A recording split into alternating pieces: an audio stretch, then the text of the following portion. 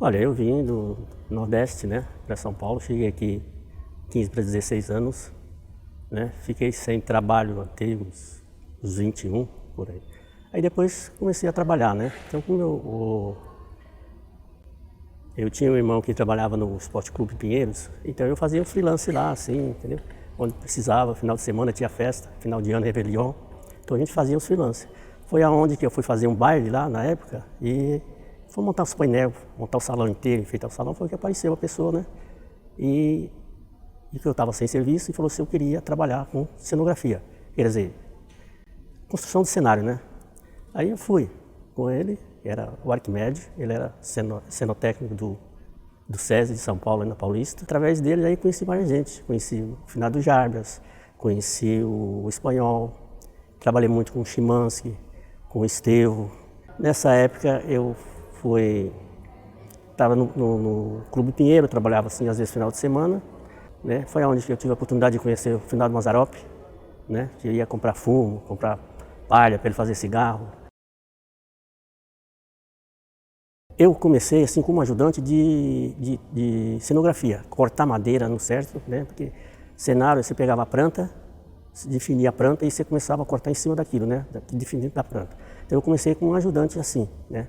E aí foi crescendo, fui desenvolvendo, aí passei a construir mesmo cenário, né? Aí foi na época que eu frequentei também a escola do Mazzaropi, que era ali no Brás, né? E na escola a gente aprendia e ensinava ao mesmo tempo, porque a gente já tinha uma noção do que era cenografia, o que era máquina de palco, né? Porque a cenografia é você cortar em cima de desenho, né? Você vai cortando tudo em cima de desenho. E máquina de palco não, já é um serviço mais pesado, que você mexia com varas de luz, manobrava coisas de cena, assim, sabe? Subia telões, descia telões. Eu saí do Esporte Clube Pinheiros e fui fazer um serviço de freelance no SESI. Do SESI foi onde que eu conheci o finado Arquimedes. E de lá eu entrei. Aí ele tinha na época, ele estava fazendo um cenário que era grande, mesmo que era do Clodovil. Era seda pura e alfinetada. Depois que eu saí do Clodovil, eu fui trabalhar com o pessoal, com o Maurício de Souza, turma da Mônica. Então a gente construiu um cenário para eles e viajava para o interior. Aí terminou a temporada, era uma temporada de um ano. Aí terminou essa temporada, que foi no outro ano seguinte, eles convidou a gente, né? Foi aonde que trabalhei, saímos dessa segunda temporada. Aí foi fazer o Bente. A gente trabalhou o Feliz Ano Velho, né? Com o Paulo Betti, a Denise Stock, esse pessoal todo. O Adilson Batista, que é falecido, entendeu? O Centro Cultural São Paulo, a gente estava com um espetáculo do Jean Francisco Guarnieri, chamava Arquivo Morto. Então a gente montamos no Municipal, entendeu? A gente fez uma temporada lá de 3 meses. Aí a gente terminou 3 meses, aí acabou o espetáculo, encerrou a temporada. Aí não fecharam o contrato para a viagem, então parou.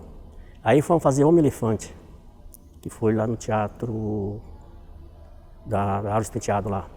E aí apareceu essa construção aqui do Centro Cultural. Até tem uma terceirizada que pegou a construção de palco aqui e o rudimento do teatro.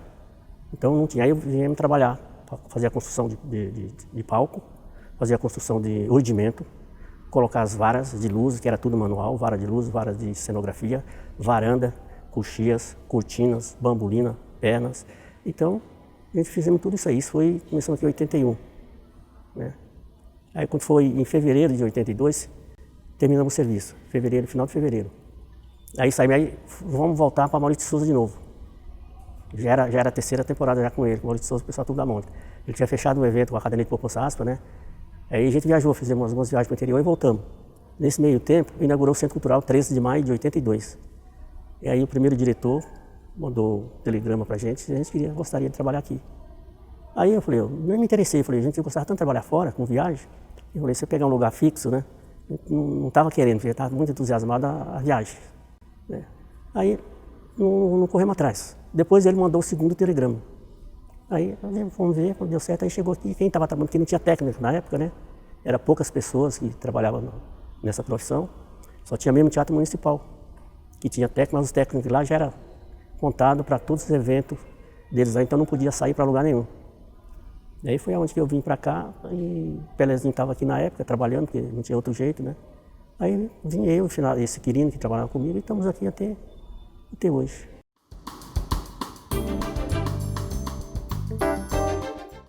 Bom, o bom técnico, ele tem que, em primeiro lugar, ter responsabilidade, saber fazer aquilo que ele está fazendo, certo? Porque a gente trabalhar com atores, artistas, a gente tem uma grande responsabilidade. Então isso, em primeiro lugar, é ter isso, sabe? Porque a gente trabalha com coisa muito rápido, né? Coisa que se entra em cena, sai de cena. Então você tem que ter muita atenção naquilo que está fazendo. E então, através disso você aprende, já dedica a ser um bom profissional. Pega as madeiras, você pega uma planta, pega as madeiras, você passa todos os desenhos para a madeira e corta como se fosse assim artesanal, entendeu? Então você vai cortando, você vai tirando de chapa, você vai tirando de sarrafo, você vai tirando de tábua, aí você vai montando elevador, você vai montando apartamento, você vai montando casa, você monta praça, você monta prédios, entendeu? Você monta um monte de coisa, tudo através da madeira, né? Eu gostei de tanta coisa, sabe, que às vezes a gente vai passando pela cabeça da gente e cada trabalho que vem parece que é melhor do que aquele que você já fez. Então, por isso a gente passa a gostar assim, dessa maneira, né? Porque o outro trabalho a gente fez bem e o outro tem que ser melhor. Então a gente vai gostando assim de um todo e parece que, sei lá, fica na mente da gente que tudo que a gente faz, você fala, pô, eu fiz tal coisa assim, ficou bom, então vamos fazer melhor. Ah, o pior é aquilo que você faz, às vezes não dá certo. Tem algumas coisinhas que não dá certo, né? Esse é o pior trabalho. E o melhor é quando você participa de um espetáculo, que você leva 2, 3, 4 meses, às vezes um ano, né? Trabalhando naquele espetáculo, e quando termina a temporada, poxa, tudo foi maravilhoso, tudo foi bom. Olha, que quando tem espetáculo é bom pra gente, o tempo passa rápido, né? Você trabalha, você movimenta. Agora, quando não tem espetáculo é meio chato. Você tem que vir mesmo, porque você, sabe, precisa de alguma coisa. E dentro do teatro é inesperado, sempre acontece, né? Então a gente tem que vir. E eu prefiro que tenha algo, alguma coisa, do que não ter. Hoje o cenário é mais um tecido, é uma projeção, é uma cadeira, é um pequeno telão, é umas coisas assim, entendeu? Tem muita. Hoje tem essas produções, hoje ela pega um cara que monta cenário, faz luz, faz som, mesmo de financeiro, né? Então ele já pega a pessoa assim, faz completo, luz, som e cenografia. Montagem, pelo menos montagem de cenário. Vai tirando um pouco do trabalho da gente, mas fazer o quê? É evolução. Antigamente você precisava já pensou, você viajar com cenário, você precisa de um iluminador, você precisa de um sonoplastia, você precisa de um contra-regra, você precisa de uma camareira, você precisa de 2 maquinistas, porque tem que carregar caminhão, tem que montar cenário, quer dizer, é uma equipe, né? E hoje um só faz, às vezes um só faz. Não, melhorou porque as coisas vão evoluindo, né? Então hoje é mais prático da maneira de você fazer uma cenografia do que antigamente. Porque antigamente você fazia uma cenografia, você pegava tudo grosso, sabe? Tudo você tinha que ter tempo para fazer e não era assim tão fácil como é hoje. Hoje não, hoje você tem aí a internet, tem o computador, tem tudo. Você pega um desenho, você escaneia ele, você faz, então vem tudo mais fácil. E na época era tudo na mente, você tinha que guardar na mente. Eu ia para casa pensando no que eu tinha que fazer amanhã, para mim não esquecer. E o que a gente usa, que usava aí uns 30 anos atrás, até hoje a gente usa, né?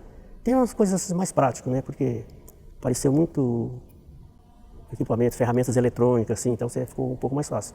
Antigamente, hoje você pega você vai grampear um painel, você tem compressor, você tem grampo de madeira, você tem, antigamente não é tudo a base do prego e da cola. Hoje tem cola simples, hoje você não usa prego, você usa cola, entendeu? Você faz uma cenografia hoje só com cola, você usa prego. Então, evoluiu muita coisa, né? Maneira de cortar as ferramentas, de corte, as coisas todas, evoluiu. Antigamente era mais difícil. Tem estrela, a gente tem muitos. A cara chega assim, você chega no palco, assim, começa a conversar, a gente já sabe. Já tem uma noção de como é que é o jeito. Às vezes, né, a gente também nem entra em detalhe assim para poder em conversa, as mesmas coisas que a gente já sabe. Entendeu? Tanto na parte artística como na parte de técnica, de profissional tem.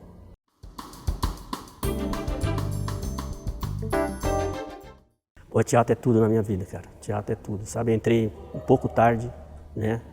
Aprendi muito pouco, porque quanto mais você vive, você aprende, mas mesmo assim, da agora em diante é que vai modernizar mais, né?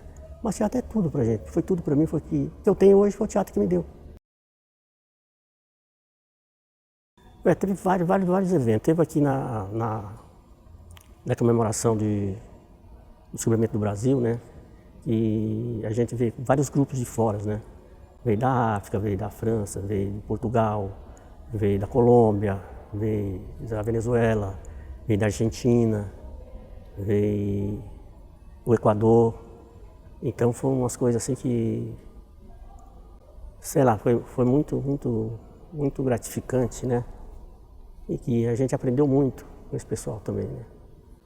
Teve outro espetáculo aqui da Tônia Carreiro também que me marcou muito. Teve o Trilogia Brasil, que vieram o pessoal de Minas trabalhar só com bonecos. Sertão Vereda, entendeu? A gente fizemos aqui. E foi, sei lá, muitas coisas. Quem veio aqui foram os franceses, que tinha tradutor, e os italianos. Mas mesmo assim a gente já sabia, né? Porque dentro do teatro, a linguagem é quase a mesma, entendeu? Assim, você trabalhando, você já sabe o que é. Se só dá uma dica, você já imagina, então você trabalha em cima disso. É uma língua assim, quase universal. A gente só não sabe falar tudo, né? Ou entender tudo. Mas só pelo gesto a gente já sabe o que a pessoa quer. Antigamente eu falava assim, às vezes minha mulher até reclamava, porque você trabalha no teatro, você vai no teatro, você não vê teatro, não vê. Eu falei, poxa, mas aí tá, né? Eu vou. Então eu ia para ver erros em cenografia, às vezes iluminação, deixa, que a gente aprendia muito, pensava como é que movimentava. Então eu saía daqui, o teatro aqui começava cedo, né? O teatro aqui começava 8 horas antigamente. Então quando era 9 horas, 9h30, 10 horas, acabava. Então a gente ia para outras praças. Então eu ia muito em teatro assim para ver os erros de cenotécnica, os erros de iluminação. Porque era uma coisa de aprender o que era certo e o que era errado, né? Aí chegava e falava assim, o cara errou aquilo, não é aquele jeito. Então a gente, né, já aprendia um pouco com o erro dos outros, né? Não é certo, né, mas fazer o quê? Estava dentro da profissão. Trabalhei assim com Flávio Império. Flávio Império era cenógrafo de direção, né? Trabalhei com o Johnny Hatt, também era, ele dirigia muito pouco, mas ele tinha os espetáculos. Márcio Aurélio, já ouviu falar do Márcio Aurélio? Hoje entendeu? Trabalhei com o Plínio Marcos, que dirigia bem. Meio chato, assim, muito nas coisas dele, mas ele era um bom diretor. E o Johnny Hatt ele é brincalhão, né? Ele gostava, falava sério na hora de fazer as coisas, fazia ser sério. Repetia muitas, mesmo em cenografia, porque a gente ensaiando, ele na direção, se errasse na cenografia, pronto, ele já chamava a gente na cenografia, assim, na técnica de palco, né? Em manipulação de cenário que girava. Então se errasse ele já era bem exigente, ele não queria erro mesmo. Construímos um cenário e eu viajava com ele inclusive estreou aqui. Fui lá de manhã, montei todo o cenário aqui, não tinha como, ele queria tudo pendurado, e lá não tem ordimento, não tem nada, só tem estrutura de cimento. Falei, mano, não vai dar certo essas coisas. Aí ele falou, não, mas eu quero isso, cara. E eu pensava de um lado, pensava de outro, inclusive na primeira semana não estreou, e deu problema. Aí tentei. Aí colocamos na segunda semana, 2 horas de peça. Aí acabou o espetáculo. Você acredita, quando acabou o espetáculo, que ele chegou, falou, Oswaldo, entra para desmontar. Quando eu pisei o pé no palco, o cenário fez assim, ó, desceu todo no chão. Desceu inteiro, sabe o que é isso? Um tapete, a gente tinha um tapete lá de uns... Era 4 metros de largura por 15 metros de comprimento. Mas ele desceu inteiro, porque ele fazia no teto, ele começava no chão, forrava o palco, subia ao fundo do palco e ia pelo teto. E eu fui colando ele todinho. Colando não, fui amarrando ele pelo teto nos pontos de ferro que tinha. Entendeu? E fora a lateral, que ele fazia isso, subia, descia, a lateral fazia assim e fechava como se fosse, sabe? Fechava. E aí que terminou o espetáculo, você vai ver assim, cara, que ele me gelou. Foi a inauguração do antigo Palace, foi com o Roberto, que lá dava prazer você trabalhar, dava fazer. E a gente tinha 4.000 quilos pendurado no de teatro, e você fazia assim, 5, 6 movimentos por cada 5 segundos, entendeu? 1 por segundo em média. Então foi um cenário que marcou, porque a gente passou 4 meses só fazendo cenografia para ele, só o cenário. E depois foi com o Chico Anísio. Era gente fina, a gente jogava bola junto, ele, o filho dele, todos eles. Então a gente saía à noite, eu saía daqui, eu entrava aqui tipo 11 horas, e saía daqui às 8 e ia para lá. Era antigo Palace também. Hoje nem existe mais, existe o prédio lá. Aí acabava o espetáculo lá para 2 horas da manhã. A gente ia lá, tinha uma quadra que lá, alugava a própria quadra, a gente ia jogar bola. Depois do espetáculo, chegava em casa de manhã e às vezes nem dormia, vinha para cá, eu entrava aqui 11 horas. Era bom, você nem cansava, também era jovem, né? Não cansava. O espetáculo foi Botocinhá, com a Bruna Lombardi, na época, do Sesc Doutor Vila Nova. Então elas trocavam de roupa, né? Então ela chegava, para ela trocar de roupa, ela mandava a gente ou virar a cara para a parede, né? Ou senão descer no camarim, entendeu? Mas não dava tempo, porque quando a camareira subia para a roupa dela, a troca de roupa dela era muito rápida e tinha a luz acesa. Então quando era no dia seguinte, ela falava, eu não quero esses caras nenhum aqui na coxia, não quero ninguém. A coxia para ver eu aqui sem roupa, sem nada. Eu falei, mas você é profissional, gente. Dentro desse conjunto aí, você não liga para isso, tudo rola, não tem, entendeu? Não tem nada a ver. A gente tinha o Macunaíma, que foi acontecido aqui, a menina ela saía sem roupa, ela sentava, fazia o pessoal da plateia brigar. Porque ela saía sem roupa, sentava no colo do namorado ou do casal, sentava no colo dele, olhava para a cara dele, dava um beijo nele, a mulher largava, levantava e ia embora. Saía da plateia e ia embora, largava o cara sentado sozinho. Então tem coisas de coxia que você nem imagina o que acontece. Essas mais simples, hein? Foi a Ana Paula Aurose, cara. Ela estava aqui e o namorado dela pegou pesado. Porque ela estava em cena aí mesmo, né? E ele entrou, né? Aí a gente teve que cortar tudo, assim, dar uma parada. E ficou um clima meio pesado, né? Mas aí tudo bem, não teve, o espetáculo parou na metade. Disseram, sei lá, deve ser ciúmes, né? Aqui tinha uma deixa, tinha um facão, ele põe uma madeira embaixo do palco, e ainda bem que o rudimento aqui é baixo, dá uns 15 metros. Ele tinha deixa e ele ficava em cima, a gente soltava o facão. Na hora que ele saía fora do foco, o facão descia, era um facão de 25 polegadas, e ele enfiava na madeira. Esse dia, né, eu estava lá e estava da deixa. E ele deu a deixa, ele deu a deixa e não saiu do lugar, E aí, ele falou, porra, cara, né? Falou, isso aí não cai. Se tivesse soltado, tinha acertado, eu pegava nele assim, bem no cérebro dele. Aí terminou o espetáculo, ele veio pedir desculpa, falou, puta, eu errei mesmo. Se eu tivesse soltado, eu falei, tá vendo, você deu a deixa várias vezes, deu a deixa, se eu tivesse soltado o facão. Já pensou você tá ali desatento, o cara deu a deixa, porque às vezes tinha cortina, que eu saía de lá do palco, vinha aqui em cima, eu vinha tomar água e sabia o tempo de voltar lá e abrir a cortina. E um tempozinho já tinha, eu marcava tudo direitinho, tempo certinho. Às vezes quando atrasava, assim, 3, 4 minutos, alguma coisa, eu falava, puxa, eu vinha e voltava. Esse dia aí, o cara falou, puxa, quase que você me mata aí. Se eu tivesse desatento, era fatal. Ele descia de ponta, sabe? E ele tinha um peso que controlava ele, assim, ele descia de ponta que ele enfiava, a cena mesmo era enfiar na madeira, tinha uma tora de madeira embaixo, ele enfiava na madeira. Quando ele descia reto, ele batia e fundava na madeira. Fundava assim, quase 1 centímetro na madeira. Se pega na cabeça dele, já era. Estive aqui com o Milton Nascimento uma vez, e teve um show aqui do Oswaldo Montenegro, que tinha uma greve, na época, tinha uma greve. Aí a gente pegamos, o pessoal não queria fazer, porque ele não tinha muita cenografia, mas luz ele tinha bastante, que era aqui nessa sala, né? Aí o pessoal fizeram greve e cancelaram o show, porque o show aqui era de quinta a domingo. Não era só sexta, sábado, domingo, os shows aqui era de quinta a domingo. Aí ele chegou aqui, com todo o equipamento dele, veio do Rio para cá, com tudo que tinha direito, e chegou aqui, o pessoal estava em greve. Aí a gente, mesmo assim, chamamos assim, o que a gente puder fazer, faz uns 3 ou 4 para fazer, porque o cara veio do Rio para cá, para fazer o show dele aqui e não acontecer, era muito chato, né? Aí ele chegou, falou, ó, abro mão do meu cachê, vocês estão certos, chamou a gente, conversou, foi embora, sem problema, acabou, porque não adianta vocês querer fazer uma coisa e às vezes não vai ficar bom. Então eu vou aderir à greve de vocês e abriu mão do cachê dele, porque antigamente pagava cachê, né? Abriu mão do cachê dele, fez a reunião aqui com todo mundo, os técnicos e tal, aí ele pegou e foi e volta, aí não aconteceu o show.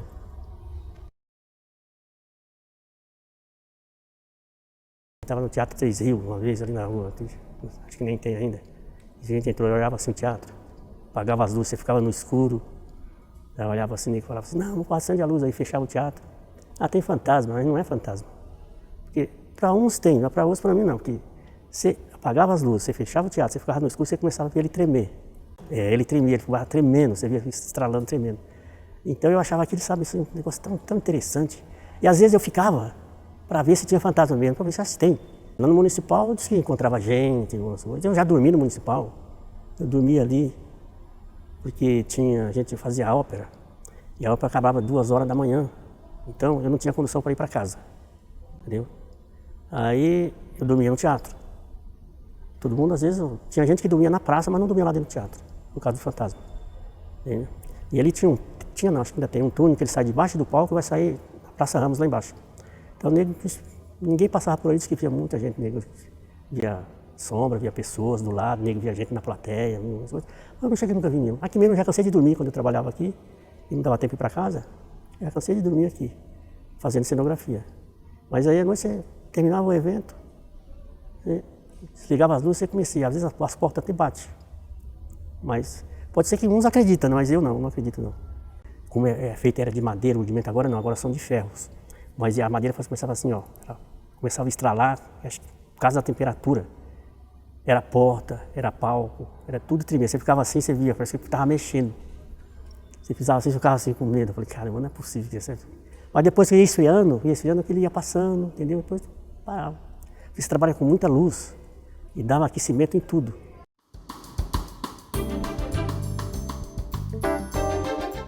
Olha, quando eu for pro teatro, eu estou em casa e às vezes, agora, uns tempo atrás não, mas agora sim, eu tenho uma chácara, eu vou no domingo para a chácara. Mas é quando eu não estou no teatro. Mas fora disso, eu estou sempre no teatro. Eu venho para cá, fico aqui, vou embora, 11h30 da noite. Casado, 3 filhos, 5 netos. Eu moro só eu e a mulher só. Os filhos são casados, são formados, cada um tem seu espaço. Praticamente foi criado aqui, eu trazia quando eu era pequeno, quando eu comecei a trabalhar aqui. E um dia eu estava na rua, e tinha um motorista dele que fazia algumas compras para ele, assim. E eu estava lá na frente da casa assim, e falou, tem um senhor aí que dá para você fazer um negócio para ele, que eu estou cheio de fazer, né? Eu falei, o que é? Ele falou, quer que você vai fazer um favor para ele? Aí eu fui. Chegou lá, tinha aquela senhora, não sei o nome dela, que morava com ele, nem era a mulher dele não, morava com ele. Aí sentou, já me deu café com aquelas broas de milho e tal, aquele negócio todo, que era casando. E ele lá, ele falou, é esse aqui o cara? Aquela bocona dele, assim, memória. Eu falei, é isso, o cara. Ele bateu a mão na cabeça e deu risada. Eu pensei comigo, eu falei, o cara vai fazer um personagem, né? Mas eu nem imaginava isso, né? É porque não tinha fotografia na época, não tinha tirado, não tinha máquina, não tinha nada. Eu ia comprar fumo, porque ele só fumava fumo de corda e cigarro de palha. Então lá já vendia o fumo que ele queria. Ele falou, esse foi o melhor fumo que eu comprei até agora. E eu continuava indo dali da Paz Leme até o Lago da Batata, que tinha na rua Martim Carrasco, que tinha um teatro municipal, o mercado municipal, e vendia, tinha uma Martim Carrasco que vendia o fumo. E ele gostou tanto do fumo, falou, só me traz esse. Então toda vez que eu ia comprar o fumo que trazia o fumo e a palha, ele experimentava. Ele falava, entra aí, vem tomar café, né? E experimentava para ver, não, o fumo é o mesmo, o fumo é o meu. Vai lá tomar café. Tá? Aí eu chegava lá tomar café e tal. Às vezes ele me dava uns trocados, entendeu? Aí ele falou, a gente vai lá pra fazenda, né? Vai lá pra fazenda. Aí antes dele, isso passou mais ou menos um ano, assim, né? Eu trabalhando com ele. Às vezes ele vinha cada 2 meses, 3 meses, mas toda vez que ele vinha, tinha que ir lá comprar fumo para ele. Ele usava dentro de casa e levava para a fazenda dele lá em Taubaté, entendeu? Eu sempre comprando. Mas tomei vários cafés com ele, gente finíssima. Mas o teatro vendeu, assim, o teatro me deu um apartamentinho, o teatro me deu um carro simples, mas deu, né? O teatro me deu uma casa, o teatro me deu dinheiro para a escola dos meus filhos, que são formados, os 3, graças a Deus, entendeu? Então, o teatro me deu praticamente tudo. A única gratificação que eu ganhei, que eu paguei meu apartamento, foi com Raul Cortez e Zé Carlos Martinez. Foi aqui a peça As Boas. Zé Celso Martinez, isso. Foi aqui nessa sala. E aí, entendeu? Foi que terminei de pagar meu apartamento com um cachê dele. E o que não me deu foi aquilo que eu não consegui fazer mais, né? Eu não podia fazer. Se eu pudesse ter feito mais, acho que tinha me dado mais ainda. Eu começaria tudo de novo, tudo isso que eu passei. Começaria tudo de novo. Quem falou?